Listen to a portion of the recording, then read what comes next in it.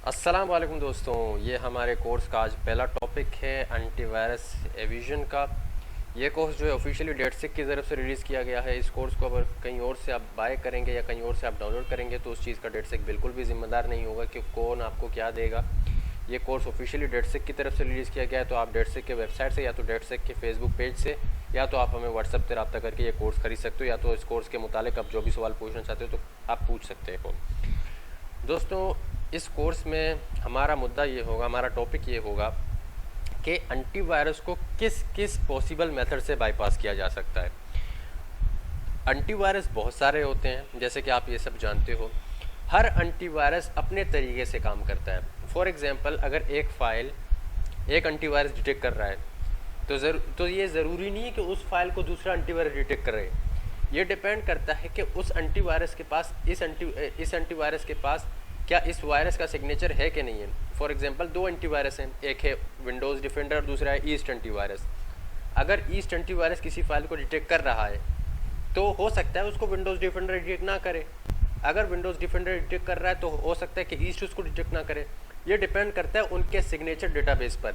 हर antivirus के पास एक database मौजूद होता है, वो जो डेली अपडेट होता है। आपने देखा होगा हर एंटीवायरस डेली अपडेट क्यों होता है, क्योंकि वो अपने डेटाबेस को अपडेट करता है। उन डेटाबेस में पड़े होते हैं सिग्नेचर्स। अब वो सिग्नेचर से वायरस को आइडेंटिफाई करता है कि हाँ ये वायरस है। आप जब भी कोई पेलोड बनाते हो, जब भी कुछ भी बनाते हो, उसको एंटीवायरस फ़ौरन डिटेक्ट क्यों करता है? उसको डिटेक्ट करने का रीज़न ये होता है कि वो उसके पास उस चीज़ का सिग्नेचर पड़ा होता है। तो ये बेसिक इन्फॉर्मेशन था जो मैंने आपको दिया। अब मज़ीद इसके अंदर जाने की कोशिश करेंगे। इस कोर्स में आपको ज़रूरत होगी एक सिस्टम की, यानी एक लैब इन्वायरमेंट की। जैसे कि अभी आप देख रहे हो, मैं रिमोट डेस्कटॉप का इस्तेमाल कर रहा हूँ। मैं दरअसल किसी और पीसी का इस्तेमाल कर रहा हूँ जो कि रिमोट डेस्कटॉप है। यहाँ पर आप देख सकते हो हमारा प्राइमरी ऑपरेटिंग सिस्टम हमारा विंडोज़ 10 है, ये भी विंडोज़ 10 है। इस कोर्स में आपको एक लैब एनवायरनमेंट की ज़रूरत पड़ेगी। अब लैब एनवायरनमेंट जो है आप वीएम वर्क स्टेशन में भी विंडोज़ इंस्टॉल करके बना सकते हो। चाहो तो रिमोट डेस्कटॉप किसी और पीसी से ले सकते हो, जो अगर आपके पास अवेलेबल है कोई ऐसा पीसी तो, या तो आप वर्चुअल बॉक्स को भी इंस्टॉल कर सकते हो, वहाँ पर विंडोज़ 8, 7 या 10 आप इस्तेमाल कर सकते हो। तो ये मेन जो है ज़रूरी चीज़ है। ठीक है, आपके पास एक लैब इन्वायरमेंट होना चाहिए, लैब होना चाहिए, ताकि आप अपने इन सारी चीज़ों को टेस्ट कर सके हो, बना सको। क्योंकि हम बहुत सारी चीज़ें इस कोर्स में इस्तेमाल करेंगे, तो मैं नहीं चाहता कि आपका जो प्राइमरी ऑपरेटिंग सिस्टम है वो डिस्टर्ब हो, क्योंकि इनमें वायरसेस भी होते हैं बहुत सारे फाइल्स में। तो ये हो गया जो है बेसिक चीज़ मैं आपको बता रहा था। तो अब बात करते हैं कि इनके इनके बारे में मज़ीद जानने की कोशिश करते हैं कि एवीज़ क्या होते हैं, एंटीवायरस क्या होते हैं, क्रिप्टर क्या होते हैं, वायरस क्या होते हैं। ठीक है, ये हमारा इंट्रोडक्शन वीडियो है, तो ये जानना बहुत ज़्यादा ज़रूरी है। अगर आप ये समझोगे नहीं तो आप आगे बढ़ोगे नहीं। आपने हमेशा जो है, आप गौर करते हो कि आप जब भी कोई वीडियो देखते हो तो उसको आप फॉलो करते हो, लेकिन आपको पता नहीं है ये सारी चीज़ें हो कैसी रही हैं। उस वीडियो को फॉलो करना वो एक लिमिटेड टाइम होता है, जब तक वो चीज़ है तो तब तक आप उसको इस्तेमाल कर सकते हो। लेकिन अगर उस वक्त आपने उसका पूरा मेथड नहीं समझा तो ज़िंदगी भर आप उस चीज़ का पछतावा आप करेंगे। हम हमेशा कोशिश करते हैं कि हम चीज़ों को समझें, ना कि चीज़ों को इस्तेमाल करें। जब चीज़ों को हम समझेंगे बेहतर तौर पर तो उसको इस्तेमाल करना हमें ऑटोमेटिक आ जाएगा। तो हमेशा हम कोशिश करते हैं, आपने देखा होगा मेरे यूट्यूब चैनल पर भी मैं आपको बताता रहता हूँ कि हमेशा चीज़ों को समझें, उन पर रिसर्च करें, उसके बाद ही उसको इस्तेमाल करें। जो चीज़ें मैं बता रहा होता हूँ, आप वीडियो को पॉज कर करके उस वीडियो को देखते रहते हो, इसमें सिर्फ और सिर्फ आप ही का नुकसान होगा, हमारा कोई नुकसान नहीं होगा। तो अब बात करते हैं, और आपको एक और चीज़ की ज़रूरत होगी, वो है आपका विजुअल स्टूडियो। ठीक है, या तो आप विजुअल स्टूडियो इस्तेमाल कर सकते हो या तो विजुअल बेसिक इस्तेमाल कर सकते हो, जिसमें हम C# के कोर्स को या तो विजुअल बेसिक के कोड वगैरह को इसमें बिल्ड करेंगे, क्योंकि हमें वायरस को अनडिटेक्टेबल बनाना पड़ेगा। तो वायरस को हमें जो है एडिट करना होगा, उसको डिफरेंट इंक्रिप्शन में चेंज करना होगा, उसके बाद ही हम जो है उसको अनडिटेक्टेबल बना सकते हैं। तो आप इन सॉफ्टवेयर का इस्तेमाल कर सकते हो, जैसे विजुअल स्टूडियो होता है, विजुअल बेसिक होता है। इस कोर्स में आपको विजुअल स्टूडियो और विजुअल बेसिक का डाउनलोड लिंक मिल जाएगा, आप कोर्स में जाकर देख सकते हो, डाउनलोड कर सकते हो। ये एक बहुत ही हैवी सॉफ्टवेयर है, उसको आप अपने ऑपरेटिंग सिस्टम में इंस्टॉल कर सकते हो। तो यहाँ पर बात करते हैं कि आपको क्या होता है, कि क्रिप्टर क्या होता है, वायरस क्या होता है और एंटीवायरस क्या होता है, ये जानना बहुत ज़्यादा ज़रूरी है। तो उसके लिए है हमारे पास एक इंट्रोडक्शन फाइल है, उसको हम रीड करेंगे।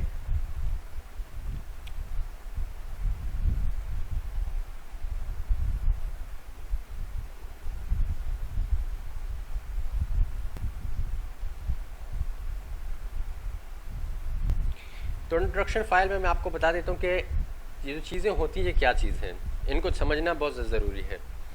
तो सबसे पहले बात करते हैं कि व्हाट इज़ क्रिप्टर। क्रिप्टर क्या होता है। आपने देखा होगा बहुत सारे लोग ऐसे होते हैं जो क्रिप्टर्स वगैरह के पीछे भागते हैं। क्रिप्टर एक किस्म का स्पेशल टूल होता है, ठीक है। What is a crypter? Okay, before we get into good stuff, let's first clear up all your question you have been having by really getting into all fundamental of crypter. सारे सवालात के जवाब आपको यहाँ मिल जाएंगे, ठीक है। What's the difference between a crypter and a packer? Crypter जो है वो अ क्रिप्टर इनक्रिप्ट्स योर फाइल। क्रिप्टर जो है वो इनक्रिप्ट करता है आपके फाइल्स को। जैसे मैंने अभी शुरुआत में आपको कहा कि हम कोशिश करेंगे वायरस को इनक्रिप्ट करने की। वायरस अगर इनक्रिप्ट होगा तो उसको एवीज डिटेक्ट नहीं कर पाएंगे। एवीज सिग्नेचर को डिटेक्ट करते हैं। जब भी आप कोई पेलोड बनाते हो, कोई वायरस बनाते हो, वो सिंपल फॉर्म में होता है जो कि ऑलरेडी डिटेक्टेबल हो चुका होता है। तो उसको इनक्रिप्ट करने के बाद, उसके स्ट्रिंग वगैरह को चेंज करने के बाद वो लेस अनडिटेक्टेबल हो जाता है। A crypter encrypt your file, a packer packs your file usually with the intention of making it similar size and sometime for undetectable or virus skin। पैकर एक अलग चीज़ होता है, क्रिप्टर एक अलग चीज़ होता है। याद रहे, यहाँ पर मैं एक और एक चीज़ इंक्लूड कर रहा हूँ। एक होता है प्रोटेक्टर। प्रोटेक्टर एक अलग चीज़ होता है। प्रोटेक्टर क्या करता है कि आपके दो फाइल्स को प्रोटेक्ट करता है, ठीक है। फॉर एग्जांपल एक फाइल को पहले चलाता है तो दूसरे फाइल को बाद में चलाता है, जो आपका वायरस होता है। और एक और चीज़ मैं आपको बता चलो, एवीज एक फाइल को ज़्यादा देर तक स्कैन नहीं कर सकते हैं। फॉर एग्जांपल 10 सेकेंड या तो 10 सेकेंड या तो 20 सेकेंड, डिपेंड करता है वो कौन सा एवी है, यानी कौन सा एंटीवायरस है। एंटीवायरस को शॉर्ट फॉर्म में एवी बोलते हैं। तो क्रिप्टर का काम होता है वो आपके फाइल को इनक्रिप्टेड कर देता है। जो भी आप उसमें डालेंगे उसको इनक्रिप्टेड कर देगा, आपका जो EXE फाइल होता है, एग्जीक्यूटेबल फाइल। और पैकर का काम ये होता है कि वो आपके फाइल को जो है साइज़ में छोटा कर देता है और उसको अनडिटेक्टेबल बना देता है एक हद तक, ठीक है जी। वो आप जब भी उसमें कोई फाइल डालते हो तो उसके साइज़ को छोटा कर देता है। साइज़ को छोटा करने से बहुत सारे एंटीवायरस उसको डिटेक्ट नहीं कर पाते हैं। What's the difference between a run time and skin time? ये बहुत ही एम टॉपिक है। रन टाइम क्या होता है, स्किन टाइम क्या होता है? एंटीवायरस में दो चीज़ें होती हैं, एक होता है रन टाइम, दूसरा होता है स्किन टाइम। फॉर एग्जाम्पल, अगर आपके किसी फाइल को रन टाइम ने डिटेक्ट कर लिया और स्किन टाइम डिटेक्ट नहीं कर रहा है, कुछ ऐसे फाइल्स होते हैं जिनको स्किन टाइम डिटेक्ट करता है, रन टाइम डिटेक्ट कर लेता है। अगर जो फाइल स्किन टाइम पर डिटेक्ट हो गया तो समझ लेना वो रन टाइम पर डिटेक्ट हो जाएगा। अगर जो स्किन टाइम पर डिटेक्ट नहीं हो रहा है तो वो रन टाइम पर डिटेक्ट होगा ही होगा। रन टाइम एक अलग चीज़ होती है। स्किन टाइम ये होता है कि जब भी आप उसको कॉपी करते हो, पेस्ट करते हो किसी ऐसे सिस्टम में जहाँ पर एंटीवायरस वगैरह है, तो वो डिटेक्ट नहीं होगा। लेकिन जब भी आप उसको एग्जीक्यूट करने की कोशिश करोगे तो वो रन टाइम जो है उसको डिटेक्ट कर लेगा। स्किन टाइम वो होता है कि जिस फॉर एग्जांपल आपने कोई फाइल स्किन किया, ठीक है, उसको डिटेक्ट नहीं कर रहा है कोई, ठीक है, कोई एंटीवायरस। लेकिन जब आप उसको एग्जीक्यूट करने जाओगे वो ओपन होना स्टार्ट हो जाएगा सिस्टम में, तो एंटीवायरस का रन टाइम फंक्शन उसको डिटेक्ट कर लेगा। A runtime crypter encrypt the specific file between executable run it is decrypt in memory। Run time crypter का काम क्या होता है कि वो जो है इनक्रिप्टेड कर देता है स्पेसिफिक फाइल को और वो डिक्रिप्ट होता है सीधा मेमोरी में। कुछ फाइल जो होते हैं वो मेमोरी में डिक्रिप्ट नहीं होते। मेमोरी का मतलब होता है आपका random temporary memory. This way antivirus are not able to analyse the file before execute and after execute. इस मेथड से, रन टाइम वाले मेथड से एंटीवायरस जो है एनालाइज नहीं कर सकता फाइल को, एग्जीक्यूट होने से पहले, एग्जीक्यूट होने के बाद। I scan time crypter encrypt the specific file so antivirus are not able to analyse file only before execute, but when execute तो वो डिटेक्टेबल हो जाएगा, जिस तरीके से मैंने आपको बताया। जब रन टाइम का मतलब, स्किन टाइम का मतलब ये होता है, फॉर एग्जांपल जब आप किसी फाइल को स्किन टाइम क्रिप्ट करते हो, आप उसको कहीं सेंड करते हो, या जब तक वो स्किन होगा किसी भी एंटीवायरस से वो डिटेक्ट नहीं कर पाएंगे। लेकिन उसको जैसे ही वो विक्टिम एग्जीक्यूट करेगा तो रन टाइम उसको डिटेक्ट कर लेगा। ये होता है। How do I know which antivirus detect my file? मैं कैसे जान सकता हूँ कि कौन सा एंटीवायरस मेरा फाइल डिटेक्ट कर रहा है? There are many site with the same purpose of scanning file giving a report of which antivirus detect your file. बहुत सारे वेबसाइट्स होते हैं जिन पर आप अपने पेलोड वगैरह को या अपने वायरस फाइल को अपलोड कर सकते हो, क्योंकि आपके सिस्टम में तो एक एंटीवायरस होता है। अब एक एंटीवायरस कोई काम का तो नहीं होता। फॉर एग्जांपल अगर आपका एंटीवायरस डिटेक्ट नहीं कर रहा है, जैसे मैंने शुरुआत में कहा ईस्ट डिटेक्ट नहीं कर रहा तो विंडोज़ डिफेंडर करेगा, विंडोज़ डिफेंडर नहीं कर रहा है तो जो नोटन कर लेगा, नोटन डिटेक्ट नहीं कर रहा है एवेरा कर लेगा, एवेरा डिटेक्ट नहीं कर रहा है एवेस्ट कर लेगा। तो सारे एंटीवायरस तो आप एक सिस्टम में इंस्टॉल नहीं कर सकते हो क्योंकि आपका सिस्टम बहुत लैगिंग करना शुरू कर देगा। तो इन परेशानी के लिए बहुत सारे ऐसे वेबसाइट खुले हुए हैं जिन पर एट अ टाइम बहुत सारे एंटीवायरस आपके एक ही फाइल को स्किन करते हैं। फॉर एग्जांपल यहाँ पर दिया गया है नो वायरस thanks.com, एक तो ये है जो यहाँ पर एग्जांपल दिया गया है। ये एक वेबसाइट है जो कि आपके एक फाइल को बहुत सारे एंटीवायरस से स्किन करता है। ऐसे बहुत सारे वेबसाइट हैं, लेकिन हमेशा याद रहे कि अपने वायरस वाले फाइल को कहीं पर भी अपलोड मत करें। फॉर एग्जांपल आपने एक वायरस वाला फाइल बनाया तो कोई ऐसा वेबसाइट ढूंढे जिसमें एंटीवायरस मौजूद ना हो। जैसे कि मीडिया फायर होता है, इसमें एंटीवायरस होता है, और ऐसे बहुत सारे वेबसाइट होते हैं जिनमें इनबिल्ट एंटीवायरस होता है। आपका गूगल ड्राइव होता है, ये लोग बहुत बड़ी गलतियां कर देते हैं कि वायरस फाइल को गूगल ड्राइव में अपलोड करते हैं, मीडिया फायर में अपलोड करते हैं, दूसरे दिन वो जो है डिटेक्टेबल हो जाता है। उसका रीज़न ये है कि उनमें जो है बाय डिफ़ॉल्ट जो है बिल्ट इन एंटीवायरस लगा हुआ होता है उन वेबसाइट में। तो हमेशा अपने फाइल को ऐसे वेबसाइट से स्किन करें, ऐसे वेबसाइट पर अपलोड करें जहाँ पर जो है आपको ये शक ना हो कि वहाँ पर जो है कोई एंटीवायरस मौजूद है। ठीक है, फॉर एग्जांपल अगर जब भी आप कोई फाइल को शेयर करना चाहें किसी वायरस को तो उसको अपलोड करें zippyshare.com पर। zippyshare एक वेबसाइट है जहाँ पर आप अपने फाइल वगैरह को अपलोड कर सकते हो। ये एक सिंपल सा वेबसाइट है जहाँ पर आप अपने वायरस वगैरह को शेयर करके जो अपलोड करके शेयर कर सकते हो दोस्तों वगैरह में। एक तो ये वेबसाइट हो गया। दूसरा वेबसाइट है टीनी अपलोड। ऐसे छोटे छोटे वेबसाइट्स को चूज़ करें क्योंकि इनमें इतना ज़्यादा फंक्शन नहीं होता और इनमें बाय डिफ़ॉल्ट कोई एंटीवायरस नहीं चल रहा होता है। जैसे tinyupload.com ये एक वेबसाइट है, तो यहाँ पर भी जो है आप अपने फाइल वगैरह को अपलोड कर सकते हो। ऐसे वेबसाइट पर आप अपलोड करेंगे तो आपका जो है ज़्यादा से ज़्यादा सिक्योर रहेगा फाइल। और एक तो वो हो गया जिससे आप फाइल को स्किन कर सकते हो, जैसे कि nothanks.org एक वेबसाइट तो ये है। और दूसरा वेबसाइट ये है अंटी स्किन एक वेबसाइट है जो कि आपके रिजल्ट को डिस्ट्रीब्यूट नहीं करता। Online virus Skinner without result distribution. Virus total जो है वेबसाइट है वो आपके रिजल्ट को डिस्ट्रीब्यूट कर देता है। फॉर एग्जांपल एक एंटीवायरस उसको डिटेक्ट कर रहा है तो दूसरे दिन उसको सारे एंटीवायरस डिटेक्ट करने लग जाएंगे। उसका रीज़न ये होता है कि वो फाइल्स को डिस्ट्रीब्यूट कर देता है सारे एंटीवायरस को। तो कभी भी ऐसे वेबसाइट को इस्तेमाल करके अपने वायरस वगैरह को स्किन मत करें। एक वेबसाइट तो ये है, एक वेबसाइट तो जो है आपको यहाँ मिल गया है, ठीक है। और एक और वेबसाइट मैं आपको बता देता हूँ यहाँ पर। एक वेबसाइट जो है स्पेरेल स्किनर, ये भी एक बेस्ट वेबसाइट है जिसको हैकर्स वगैरह बहुत ज़्यादा इस्तेमाल करते हैं अपने फाइल वगैरह को स्किन करने के लिए, जिसे स्पेरेल स्किनर बोलते हैं। तो ये 3 वेबसाइट मैंने आपको बता दी है, इनका इस्तेमाल करके आप अपने वायरस फाइल वगैरह को चेक कर सकते हो। ठीक है जी। और ये 2 वेबसाइट है जिनमें आप वायरस वगैरह को अपलोड कर सकते हो। तो आगे चलते हैं कि बाकी चीज़ें क्या होती हैं और इस चीज़ों को गौर से समझें, क्योंकि आप समझेंगे तो आप आगे बढ़ेंगे। What is EOF and what it used for? EOF stand for end of file। EOF जो है इसका स्टैंड फुल फॉर्म होता है end of file। some file like bfrost Mudisa and CyberGate require the end of file data in order to run without corruption। so if the cryptor don't press this end of data your crypted file will be become corrupt। ठीक है, जो आप समझ गए होंगे। कुछ ऐसे जो है फाइल्स वगैरह होते हैं, जैसे मूडिसा एक फ़ाइल होता है, साइबर गेट, ये इनका रिक्वायरमेंट होता है end of file data in order to run without corruption. कुछ फाइल होते हैं जिनको आप क्रिप्टेड कर देते हो वो करप्ट हो जाते हैं। ठीक है, क्योंकि वो उनमें वो ये होता है कि वो करप्ट हो जाते हैं, फिर वो रन होने नहीं होते। तो इस जगह पर इस्तेमाल होता है EOF का, एंड ऑफ फाइल का। What is a USG? USG is a part of crypted that generate a unique version of sub। सब जो होता है ये एक बहुत ही इंपॉर्टेंट फाइल होता है किसी भी रेट का।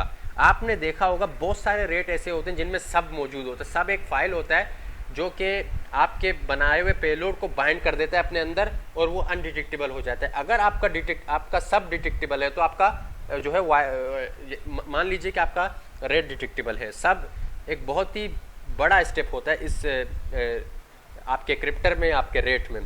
तो USG होता है, ये एक टूल होता है जो कि यूनिक सब जनरेट करता है। ठीक है, जो आपकी मदद करता है। ऐसे बहुत सारे टूल आपको इंटरनेट में मिलते हैं जिसे USG कहते हैं। ये ऑटोमेटिकली एक टूल जनरेट करता है, फिर उसको आप कंपाइल कर देता है, वो आपका सब बन जाता है और फिर उस सब को आप किसी भी रेट वगैरह में इस्तेमाल कर सकते हो। ठीक है जी। Crypter use to encrypt and decrypt the specific file. Crypter जो है वो इनक्रिप्ट और डिक्रिप्ट करता है स्पेसिफिक फाइल को जो कि आपने क्रिप्टेड किया होगा। The purpose of this because FUD crypters don't last forever. एक बात हमेशा याद रखें, आप अगर मार्केट में क्रिप्टर वगैरह बाय करेंगे या कुछ ऐसा बाय करेंगे, वो कभी भी अनडिटेक्टेबल हमेशा के लिए तो नहीं रहेंगे। क्योंकि अगर फॉर एग्जांपल कोई आपको क्रिप्टर सेल कर रहा है, कोई आपको क्रिप्टर दे रहा है, तो वो कभी भी अनडिटेक्टेबल नहीं रहेगा। फॉर एग्जांपल 1 महीने तक रहा, दूसरे महीने तक रहा, तीसरे महीने तक रहा। सबसे बड़ी चीज़ होती है प्राइवेट मेथड, जो इस कोर्स में आपको देखने को मिलेगा। मैं आपको क्रिप्टर पर ज़्यादा जोर नहीं दे रहा, क्यों? क्योंकि क्रिप्टर जो है वो पूरी ज़िंदगी अनडिटेक्टेबल नहीं रहेगा, जिस तरीके से यहाँ पर लिखा हुआ है। Eventually crypter become detected by over a period of time. Crypter detectable हो जाता है कभी ना कभी, आज नहीं तो कल, कल नहीं तो परसों। तो कभी भी मार्केट से किसी भी इंसान से क्रिप्टर कभी भी बाय मत करें, क्योंकि वो डिस्ट्रीब्यूट हो जाते हैं और वो बंदा जो है सिर्फ आपको सेल नहीं करता, यही क्रिप्टर हज़ारों लोगों को सेल करता है। ठीक है जी। तो यहाँ पर होता है what is a file binder. File binder का भी बहुत बड़ा रोल होता है। कुछ ऐसे वायरसेस होते हैं या कुछ ऐसे एग्जीक्यूटेबल फाइल होते हैं जिनको आप रन करते हो, ठीक है जी, तो वो क्या होता है कि वो रन नहीं होते, या तो उनको स्क्रीन टाइम डिटेक्ट कर लेता है या तो रन टाइम डिटेक्ट कर लेता है। तो कुछ ऐसे कमांड्स वहाँ पर दिए जाते हैं कि for example antivirus, particular antivirus को डिसेबल करने के लिए जो कमांड्स इस्तेमाल होते हैं विंडोज़ में, रजिस्ट्री कमांड जिसको बोलते हैं। रजिस्ट्री एक चीज़ होती है विंडोज़ में, अगर आपको पता है तो मैं आपको दिखा देता हूँ। रजिस्ट्री यहाँ पर रन नहीं हो रहा, REGETIT रजिस्ट्री, ये एक कमांड होता है। इसमें सारे के सारे जो है आपके विंडोज़ के फंक्शंस मौजूद होते हैं। मैं आपको दिखा रहा हूँ, यहाँ पर आप देखें, सारे के सारे विंडोज़ फंक्शंस यहाँ पर मौजूद होते हैं, जिनमें आप वैल्यूज़ को कम और ज़्यादा कर सकते हो। सारे जितने भी एप्लीकेशंस होते हैं, जितने भी फाइल्स होते हैं, जितने भी चीज़ें आपकी विंडोज़ ऑपरेटिंग सिस्टम में चल रही होती हैं, उनके वैल्यूज़ को, उनको डिसेबल करना, उनको इनेबल करना, उन सारे के सिस्टम यहाँ पर इस रजिस्ट्री एडिटर में मौजूद होते हैं। तो फाइल डिफेंडर इस चीज़ में बहुत काम आता है। फॉर एग्जांपल एक वायरस डिटेक्टेबल है और आप एक पर्टिकुलर एंटीवायरस को टारगेट बना रहे हो, जैसे कि नोटोन को, तो आप फाइल डिफेंडर से एक फ़ाइल जनरेट करोगे, एक फ़ाइल बनाओगे नोटोन एंटीवायरस को डिसेबल करने के लिए। तो वो नोटोन एंटीवायरस भी डिसेबल हो जाएगा और आपका फाइल भी एग्जीक्यूटेबल हो जाएगा, एग्जीक्यूट हो जाएगा। तो उसके लिए आपको ज़रूरत होगी फाइल डिफेंडर की। ठीक है जी। और बाकी मज़ीद जो है ये पूरा आप खुद ही रीड करें तो आपको ज़्यादा नॉलेज मिलेगा, और मैं चाहता हूँ कि आप रीड करें तो इसमें आप ज़्यादा से ज़्यादा नॉलेज गेन करेंगे। तो यहाँ पर चंद बेसिक चीज़ें मैंने आपको बता दी, और मैं एक ख़ास चीज़ आपको बता दूँ कि हर एंटीवायरस अलग अलग पैटर्न पर वर्क करता है, और हर एंटीवायरस का एक अलग अलग डेटाबेस होता है। जैसे कि मैंने आपको शुरुआत में कहा कि हर एंटीवायरस अलग अलग पैटर्न पर वर्क करता है और अलग अलग डेटाबेस होता है। अब ज़रूरी नहीं है कि जो एंटीवायरस जैसे कि एक फाइल को ईस्ट डिटेक्ट कर रहा है तो उसको डिफेंडर डिटेक्ट ना करे, हो सकता है दोनों डिटेक्ट करे, हो सकता है एक डिटेक्ट करे, हो सकता है कोई डिटेक्ट ना करे। ठीक है, क्योंकि हर किसी का डेटाबेस अलग अलग होता है और वो डेली अपडेट होते रहते हैं। ठीक है जी। और एंटीवायरस का काम ही यही होता है कि वायरसेस पर रिसर्च करना। तो वो दिन भर जो उनके डेवलपर होते हैं, तो उनके डेवलपर का काम ही यही होता है कि डेली वायरसेस के बारे में रिसर्च करना और अपने डेटाबेस को अपडेट करना। ठीक है जी। और एक और चीज़ मैं आपको बता दूं, यहाँ पर बात सिर्फ रन टाइम, स्क्रीन टाइम की नहीं है, यहाँ पर बात है फाइल बिहेवियर की भी। File behaviour, network behaviour. ठीक है जी। और एक चीज़ होती है कि अगर फॉर एग्जांपल आपका फाइल रन टाइम में डिटेक्ट ना हुआ, स्क्रीन टाइम में भी डिटेक्ट ना हुआ, तो एंटीवायरस आपके वायरस को इस तरीके से भी आइडेंटिफाई कर सकता है कि वो फाइल कहाँ कहाँ जा रहा है, वो फाइल सिस्टम में क्या क्या एग्जीक्यूट कर रहा है। तो इसको कहते हैं फाइल बिहेवियर। ये एंटीवायरस का बिल्ट इन फंक्शन होता है जो एंटीवायरस में मौजूद होता है। एक तो ये हो गया। और नेटवर्क बिहेवियर ये होता है कि आप TCP UDP पोर्ट वगैरह इस्तेमाल करते हो, तो जब भी आप किसी फाइल को एग्जीक्यूट करवाते हो तो एंटीवायरस उस विक्टिम के सामने एक चीज़ आता है कि आप इसको अलाउ करते हो नहीं करते हो, तो ये नेटवर्क बिहेवियर होता है। तो इन चीज़ों को हमेशा ध्यान में रखें। तो उम्मीद दोस्तों ये वीडियो आपको पसंद आया होगा। तो फिलहाल मुझे दीजिए इजाज़त, इंशाल्लाह फिर मिलेंगे नेक्स्ट टॉपिक में। अल्लाह हाफिज़।